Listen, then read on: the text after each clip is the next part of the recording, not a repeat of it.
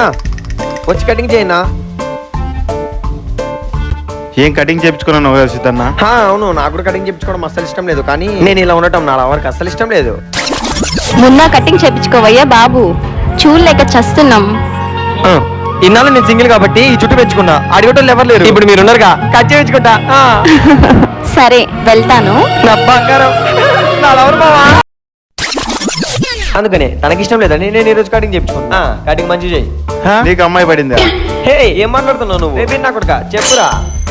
ఏంది బ్రో, అమ్మాయి పడిందా?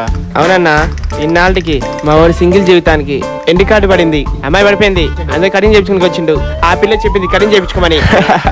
హే థ్యాంక్స్ రా బిన్నా కొడుకా. చెట్టుకు చీర కట్టుకుని ఆనందపడే నీకు అమ్మాయి పడిందా? హే